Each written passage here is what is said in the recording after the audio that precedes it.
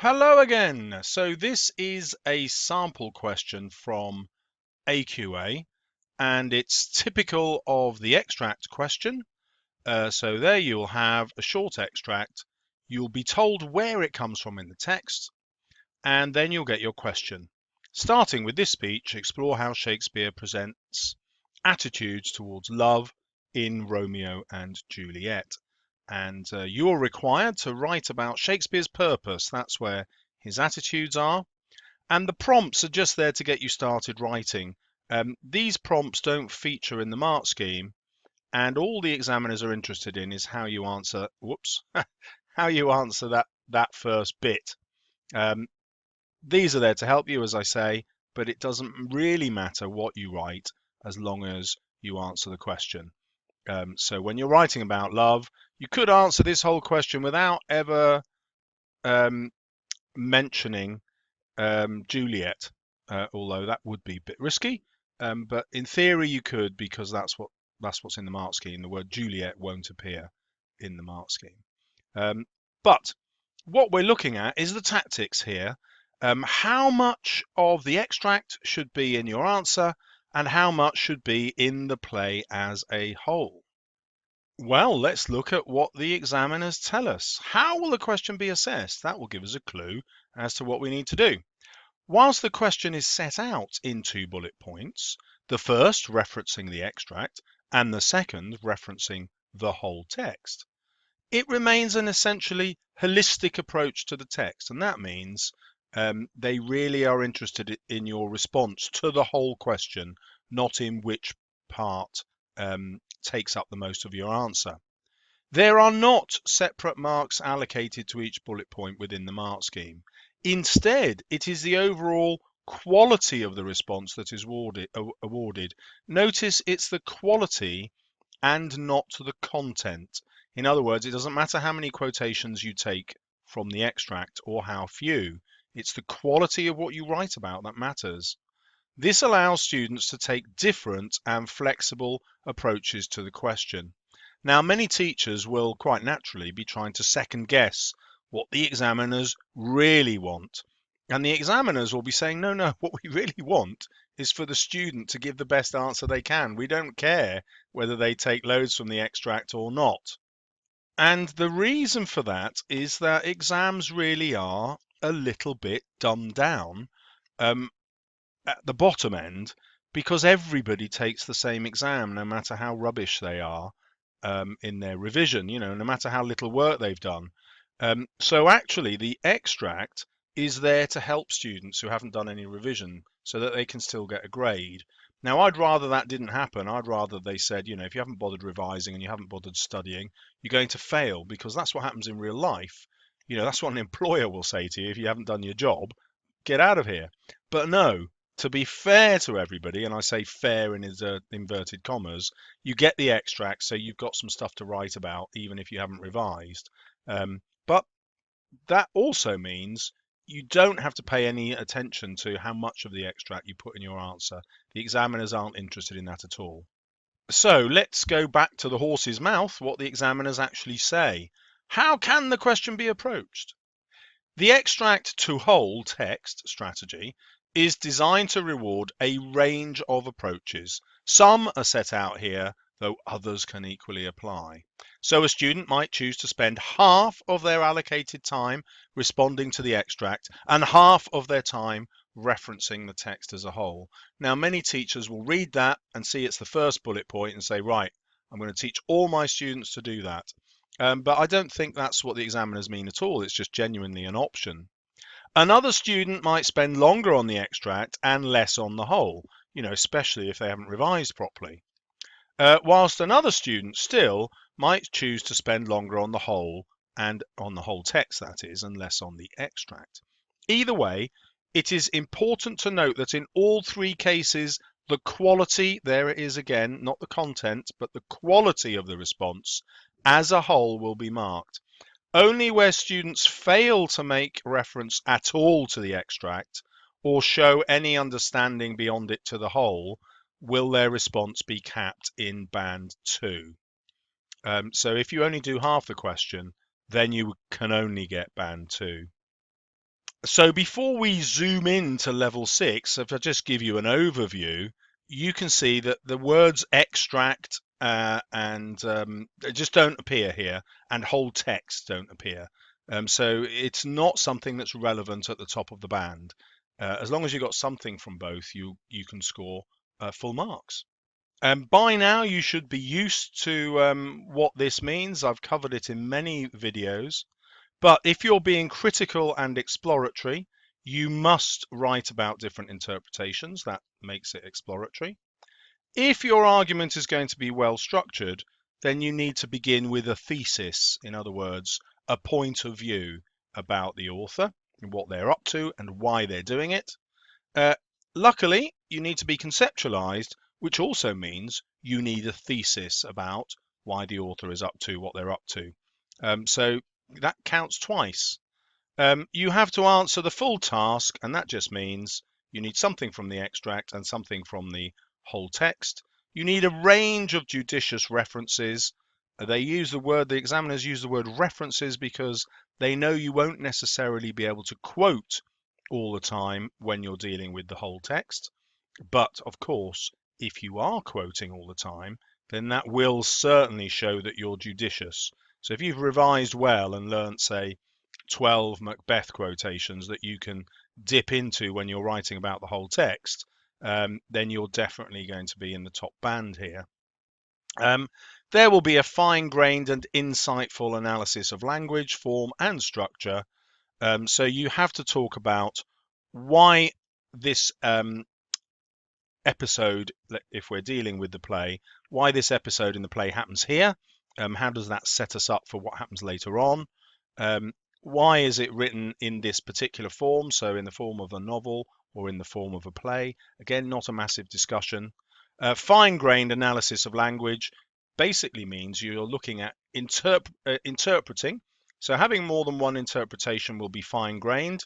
It will also be insightful, and it will be analysis when you're zooming in on individual words, which I'm sure you know. And then every time you quote, you try to use the subject terminology to describe it. Is it simile? Is it metaphor? Is it symbol? Is it juxtaposition? You get the idea from my other videos and no doubt your own revision.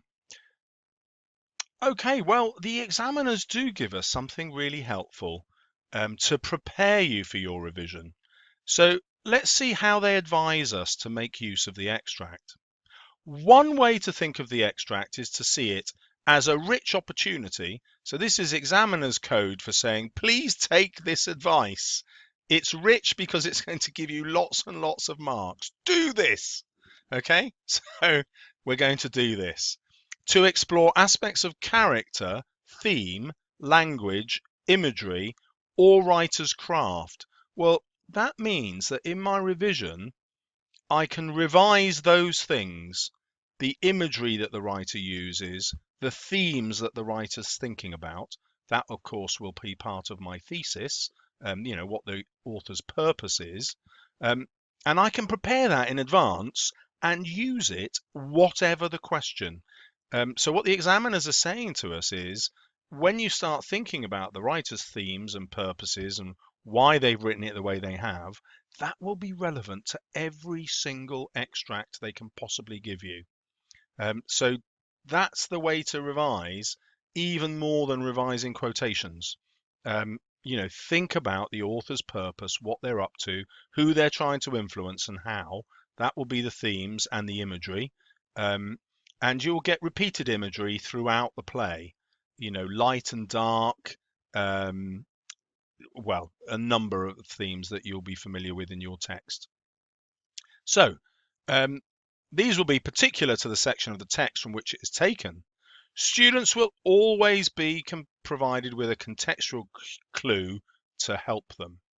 These thinking prompts or frames can help students to get inside the extract. I think at this point in the text, the writer is trying to establish for the reader, well, that's long and clumsy. So the writer is trying to persuade us that blah, blah, blah. I, as I've said before, am not a fan of giving the personal response where you put I first person pronoun into your writing because it sounds less expert. So I would avoid that one. And but the examiners like it, so you can if you want to. When you go on to do A level, that's definitely to be avoided. One aspect of the character that the writer focus on or develops here is, which is another long-winded way of saying Shakespeare develops blah blah blah. You can do it much more efficiently. What strikes me as important in the way that I respond to the character, so that's a long way of saying we respond to blah blah blah, or relate to the theme. So this relates to the theme of blah blah blah, or Shakespeare explores the theme of ambition or love, whatever it is. You can do it much quicker. It's interesting to note that this is early, in the middle, or late in the text. Now that is really useful because that will always answer your structure point. If you talk about why it begins this way, why does Macbeth begin with the witches? Why does Romeo and Juliet begin with the prologue where they actually tell you how the whole thing is going to end? There are lots of really interesting structural points you can make about the beginning.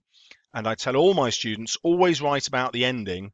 So whenever you get the extract, it will prepare you in some way for the ending of the text. And so you will always be able to make a point about that. So this focuses the reader's attention on. Be wary though, if it's a play, it's the audience's attention, not the reader, okay? The writer seems to want the reader to feel. That's a good phrase to steal. Seems tells the examiner that you're looking at more than one point of view. Yeah, so on the one hand, the writer wants us to feel this, but on the other hand, she might want us to feel that. And that will force you to be exploratory, which you remember is in the top band. Okay? And again, write about the character or the theme. That will make it developed. Okay, when you write about the text in this way, the extract in this way, relating it to the ending, this is what happens. This approach principally sees the student thinking about the extract as a pivotal moment in the text. In other words, because of this moment, this happens later, and then that happens, and then this is why it ends the way it does. We can trace all that back to the moment that this happened. And that will always be true. You will always be able to relate that extract to the ending. It is significant because of where it comes within the sequence of the text, and in that sense, because of how the reader responds to the characters or themes or language and images differently to how they might respond at another point in the text. Well, that's just a long-winded way of saying we understand the character better because of this moment, and that helps us understand when they do blah-de-blah-de-blah at the end. Okay, what do we want to know about referencing the whole? Well, which bits of the whole do we reference? I would say, as you'd be aware by now, always reference the ending because that's where the author's final point of view is. So your answer will always be conceptualized. Remember, that's in the mark scheme. Here we go. In selecting another moment or moments from the text to show evidence that they have understood the whole, a student might think about other pivotal points in the text that are worthy to note with the section selected. And these are the phrases that they're giving to you. So you could, if you like, just memorize these phrases and throw them into your essay. Okay? So it reinforces a reader's perception of the character, or it reinforces our perception of a theme, or it develops our perception of a character or theme, or it changes our perception of a character or theme, or it introduces a conflict which confounds our expectations. So we thought one thing was going to happen, but now it's another. Or it introduces the potential for different interpretations. And as you know, when you start writing about different interpretations, you're automatically exploratory and conceptualized, and you end up in the top band. So it is the student's ability to select and then cite reasons for their selection of whatever area you take from the whole text that contributes to them being rewarded for their insight and degree of sophisticated response. And that is easy because you will always go to where in the text? That is correct. The ending. That will always inform how this extract is relevant. So I hope you found that really useful as well as reassuring. Don't forget to subscribe if you want more.